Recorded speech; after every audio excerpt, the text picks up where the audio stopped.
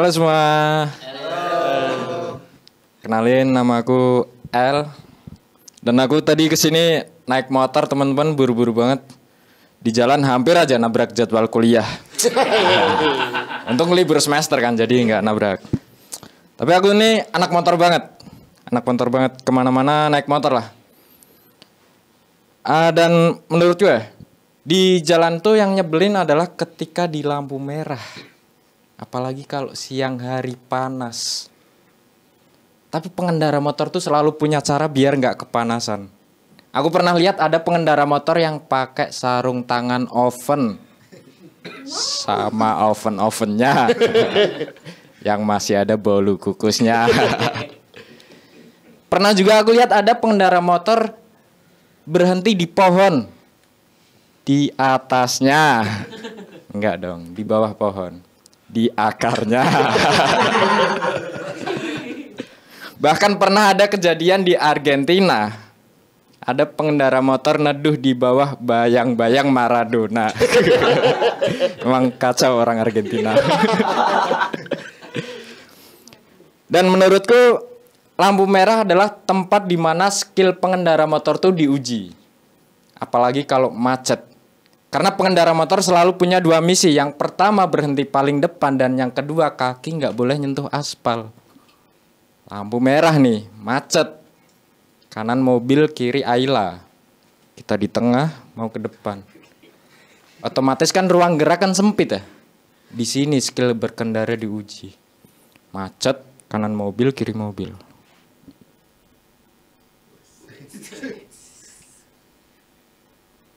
Pas nyampe paling depan, biar kakinya tetap nggak nyentuh aspal, yang dilakukan apa? Nyandarin tangannya ke mobil. Sap. Pas jalan tangannya ikut. Tanganku. Udah kayaknya cukup ya. Sekian, aku El, terima kasih.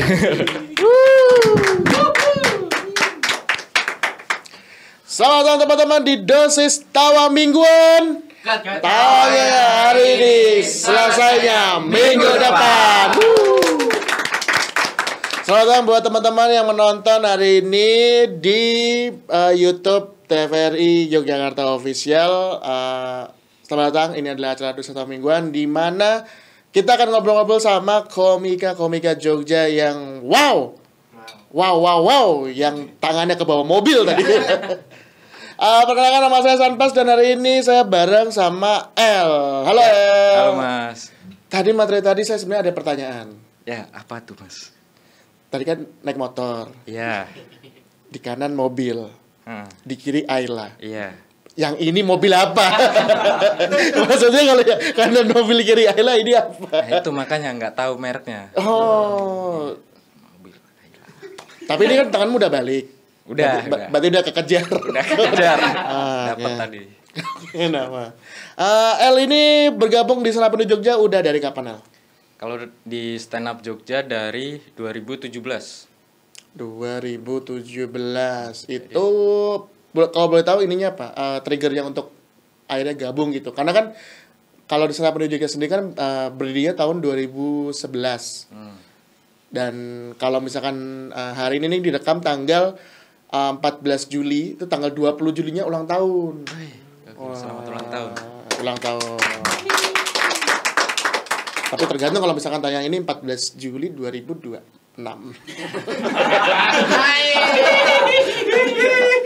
Udah lama sekali berarti. Nah tapi kira-kira apa nih El? Maksudnya tertariknya buat gabung, karena kan hitungannya kan cukup lama dari, maksudnya boomingnya stand up Indo dan stand up Indo Jogja gitu. Jadi sebenarnya udah gabung dari 2016 di stand up Pekalongan. Oh, dari stand up Pekalongan 2016. Dari SMA. Oh, SMA. Ya, SMA. Wah, Anda tahun berapa 2016 SMA? 99 Mas. Oh, 9, berarti berapa tuh? 99, sekarang 2002, 24 tahun. Wah, lumayan. Saya tua soalnya. Berapa Mas? Dari 9 berapa? 94. Sebelum Masehi. 2016 setelah Pekalongan kelas 3 berarti? Atau kelas 2? Ya, kelas 2 ke kelas 3. Oh, kelas 2 ke kelas 3.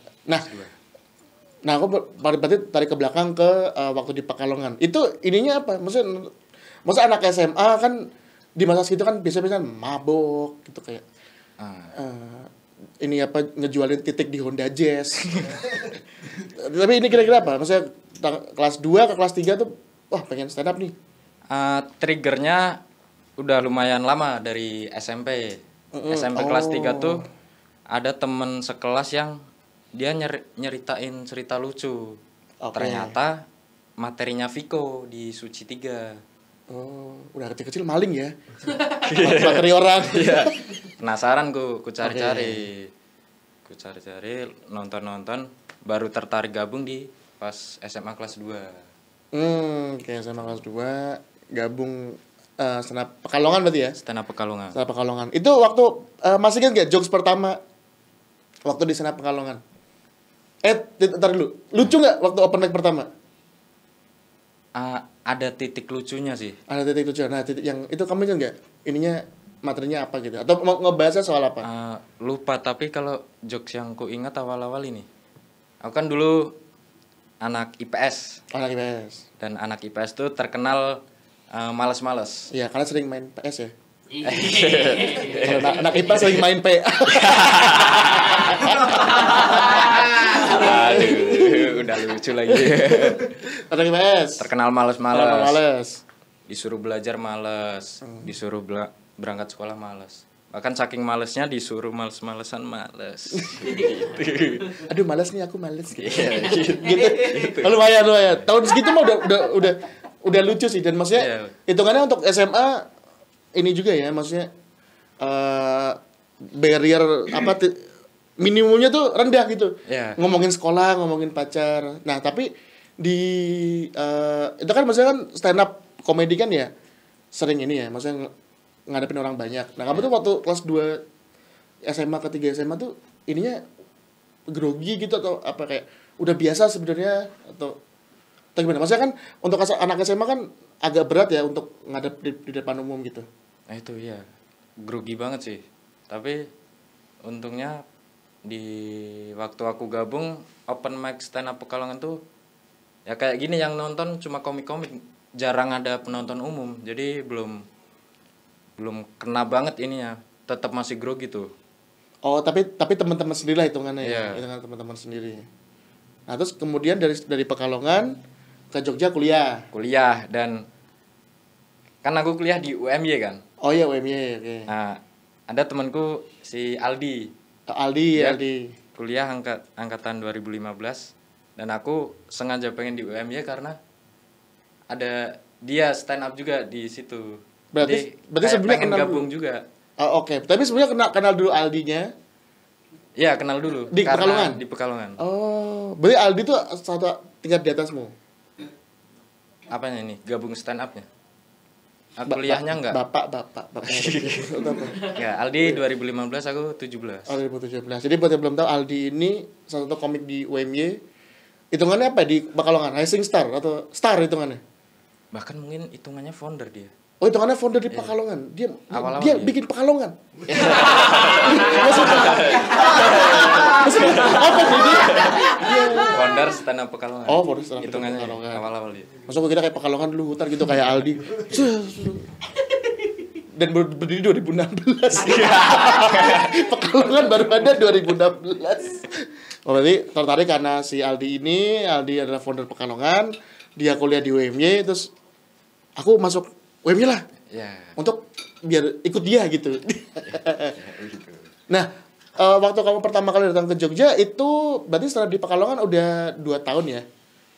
Setahun. Oh, iya setahun. Nah, itu udah sering ya atau maksudnya itu karena masih jalan-jalan kemudian baru ke Jogja baru aktif?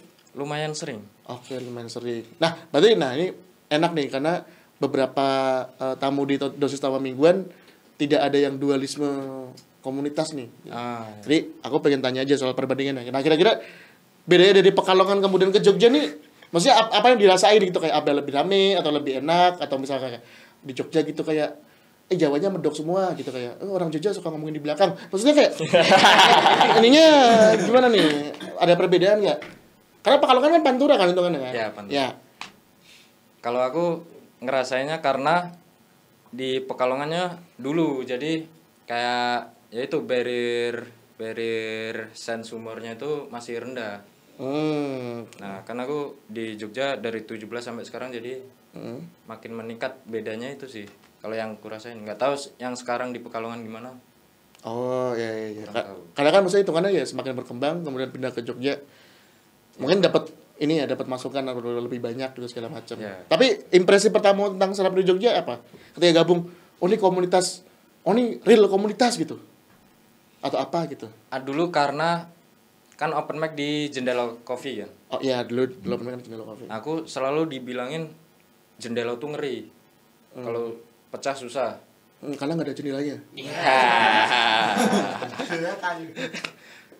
Kayak gitu. Apa? Saking ngerinya itu aku sampai punya target gimana caranya biar pecah di jendela. Oh iya iya. Gitu. Vibe ngerinya itu. Tapi kamu berhasil dari gabung ke stand up Jogja 2017 sampai akhirnya oke, ini aku nih pecah nih di jendela tahun Lupa itu. atau nggak pernah? Pernah kayaknya. Agak ragu ya tapi ya. Agak ragu. Tapi emang kalau buat teman-teman dosis tambah mingguan yang emang nggak tahu karena kan emang jendela kan udah tutup agak lama ya tahun 2019 tuh udah tutup. Tempatnya di Toga Mas Gejayan lantai 2 itu memang untuk beberapa anggota komunitas tuh dirasa sangat berat. Iya. Bahkan ada anggapan bahwa kalau kamu pecah di jendela di mana aja kamu pecah. Kenya, Mozambik, segitiga Bermuda semua kepecah kamu stand up. Asal kamu pecah di jendela semua bisa pecah dan emang berat sih. Nah, Ayel sendiri kalau aku dengar emang akhir-akhir ini pernah ke Jakarta ya untuk berkarir sebagai penari perut. Ya. Ke Jakarta. Nah, ini kan kamu unik lagi nih karena dari Pekalongan kemudian ke Jogja kemudian ke Jakarta. Nah, kalau skena stand up di Jakarta gimana nih ya? Ininya pace-nya cepet. Pace-nya cepat. Karena di sana hampir tiap hari ada open mic. Sering banget satu komik tuh semingguan bisa open mic terus di tempat-tempat yang berbeda. Enggak makan gitu apa tidur? Minum sih. Berarti waktunya lebih banyak untuk open mic ya. Beda Jadi, kayak di Jogja. Mereka cepat berkembang sih. Iya. Karena yang kalau misalkan di daerah kayak di Jogja sendiri open mic seminggu sekali, mungkin butuh 2 bulan untuk bisa menyamai jumlah open mic. Betul itu. Yang ada di komik Jakarta. Nah, kamu sendiri ngerasa ada ini nggak? Ada peningkatan secara stand up nggak? Ketika pindah dari Pekalongan ke Jogja ke Jakarta tuh ada ini ya? Maksudnya yang sekiranya kayak, oh dulu nih waktu aku di Pekalongan nih nggak gini nih gitu. Kayaknya ada sih harusnya ya. Harusnya ada. Harusnya Tapi ada. apakah yang kamu rasain apa? Yang aku rasain salah satunya ya lebih pede ngelihat siapapun penontonnya sih. Apalagi di Jakarta itu kan ya karena tempat open mic banyak jadi beda-beda penonton bisa ngerasain vibe-nya semua. Sering tampil di depan ini nggak yang abang-abangan tapi yang komik nasional gitu? Nah itu tuh yang aku masih grogi tuh. Sampai sekarang masih grogi. Yeah. Tapi udah berhasil buat kayak nih kayak misalkan tiba-tiba ditonton Panji gitu, apa ditonton siapa gitu yang Popon atau siapa gitu. Kamu ada ini nggak? Mungkin tips atau apa gitu mungkin teman-teman dosis tamu mingguan kayak kalau tiba-tiba ditonton abang-abangan nih. Gitu. Misalkan stand up gitu ditonton Anies Baswedan gitu. Siapa tahu kan abang-abangan kan. Abang Noni sih itu. Atau enggak ya ditonton abang-abangan senior stand up lah. Kamu ada nih nggak atau tips atau apa gitu untuk teman-teman? Apa ya? Sebenarnya lebih ke nggak peduliin siapa yang nonton sih. Samain semua aja harusnya. Iya nggak sih? Misalkan kayak cewek dia anggap cewek semua gitu. Enggak, maksudnya cowok semua gitu kayak. Meskipun Orang itu, pendek. Bisa disamain semua tuh gimana? Maksudnya ya udah anggap aja itu penonton umum. Jangan terbebani mereka senior atau Oke. Siap. Nah, kalau El sendiri nih misalkan nih di setelah tadi kan ke Jakarta, kemudian kembali lagi ke Jogja. Nah, kira-kira apa yang kamu bawa nih untuk balik ke Jogja untuk bisa kayak berkembang lagi gitu? Karena kan ya stand up nih bakal sampai terus gitu. Atau mungkin kamu ada rencana pensiun gitu dari stand up atau siapa tahu ada atau ada nggak ada rencana berhenti gitu? Ya kalau rencana berhenti nggak ada. Rencana berhenti nggak ada, berarti terus ya. Terus. Nah, dari yang Jakarta itu kemudian ke sini apa yang kamu maksudnya trik-trik gitu? Karena kan sebenarnya kalau secara penonton kan beda ya, maksudnya Jogja dan Jakarta. Kayak di Jakarta kalau ngomongin yang hal-hal yang Jogja banget bisa nggak kena itu apa segala macem.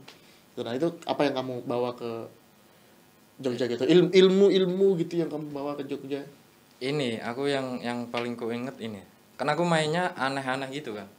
Iya tadi terlihat sih di ya, mana ada orang berhenti di pohon atasnya, enggak ding, bawahnya di akar. Itu kabarnya gimana? Masih di akar loh itu. Ya Allah. Apa kan tadi main aneh-aneh, terus? Main aneh-aneh lah. Di Jakarta sering dibilangin meskipun punchline aneh, tapi kalau setupnya serius tuh bisa kena aja. Oh, punchline serius. Walaupun materinya aneh, punchline harus serius.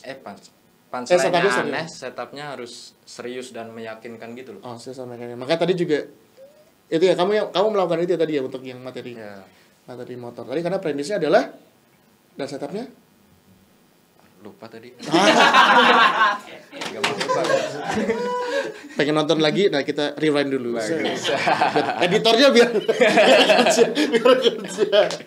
Jadi intinya kalau pasiennya mau aneh-aneh, setupnya harus serius. Jadi biar agak jomplang gitu. Ada yang bilang juga kalau punchline seremeh apapun kalau setupnya serius dan kuat bisa kena. Oh, iya. Ya banyak sih yang kalau itu kan ya memang biar kejutan aja kan. Yeah. Ngomongin soal Indonesia apa segala macem. Tanganku. lucu. Nah, kalau kamu sendiri sekarang kesibukannya apa? Nggak sibuk sih. Iya sih. Nggak. Freelance.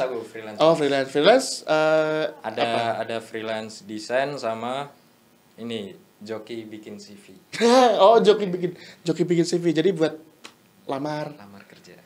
Oh, lamar pasangan nggak bisa? Nggak bisa. Tapi bisa pakai CV. Bisa. Oh. Tapi gitu aja.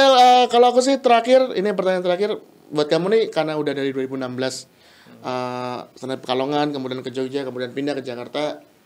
Untuk teman-teman dosis tamu mingguan yang mungkin ada penonton yang wah aku pengen jadi komik nih, atau aku komik baru setahun 2 tahun. Nah kira-kira apa pesan-pesanmu nih untuk teman-teman yang menonton sekitar 500 penonton ini? Buat teman-teman kalau belum gabung stand up dan pengen stand up, pastikan mental kalian kuat. Itu aja. Pastikan mental karena banyak cacian makian. Jadi emang harus tahan ya. Makanya cocoknya untuk teman-teman yang gabung stand up minimal pernah dibully. Ya udah gitu aja. Terima kasih El udah ngobrol-ngobrol ini sekitar 30 menit. Ini seru banget pengalaman El yang pindah-pindah komunitas dan banyak pengalaman juga. Buat teman-teman jangan lupa subscribe YouTube TVRI Yogyakarta Official. Dan juga nonton terus Dosis Tawa Mingguan karena banyak sekali obrolan-obrolan soal komika Jogja tiap minggunya. Gitu aja. Saya Sanpras. Saya El. Sampai jumpa di Dosis Tawa Mingguan. Kata ini selesainya minggu depan. Terima kasih.